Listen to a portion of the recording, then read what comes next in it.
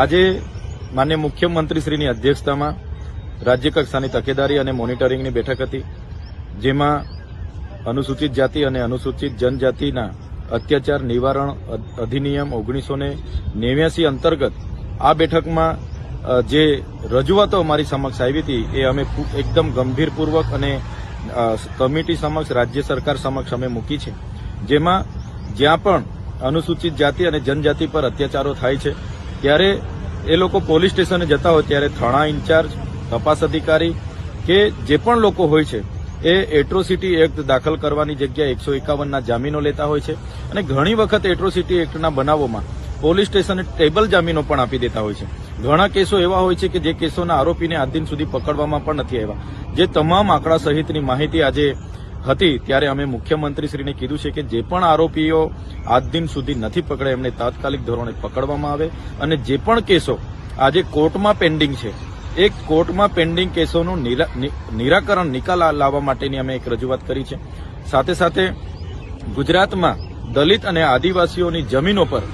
જે ગેરકાયદેસર રીતે બિન આદિવાસી લોકોએ દબાણો કર્યા છે એ કબજાઓ ફરી આદિવાસીઓને મળે, દલિતોને મળે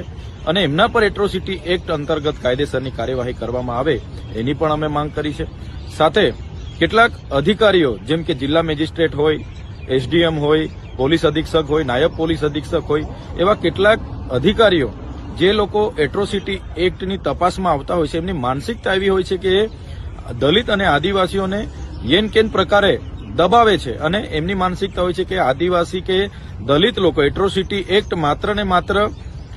બ્લેકમેલિંગ કરવા માટે કરે છે. એવા લોકો પર પણ કાયદેસરની કાર્યવાહી કરવામાં આવે. ખાસ કરીને મહીસાગર જિલ્લાના કલેક્ટર શ્રી નેહા કુમારી પર કાયદેસરની કાર્યવાહી કરવાની અમે આજે માંગ કરી છે. સાથે સાથે જે પણ સ્પેશિયલ કોર્ટો એટ્રોસિટી એક્ટના કેસો ચલાવવા માટે બનાવી છે એને સ્પેશિયલ આ જ કેસો ચલાવવાની પરવાનગી આપવામાં આવે. સાથે સમરસતા હોસ્ટેલો આવનારા દિવસોમાં ગુજરાતમાં નવી બનાવવામાં આવે એની પણ અમે માંગ કરી છે. ત્યારે આજની આ મિટિંગમાં કમિટીના અધ્યક્ષ એવા મુખ્યમંત્રીશ્રી અને તમામ પોલીસના વડા હોય, સામાજિક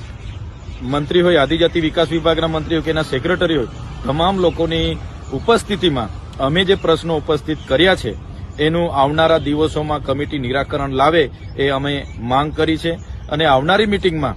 અમે ચોક્કસ આજની રજૂઆતોનું નિરાકરણ આવ્યું છે કે કેમ એની આવનારી મિટિંગમાં અમે તકેદારી લઈશું.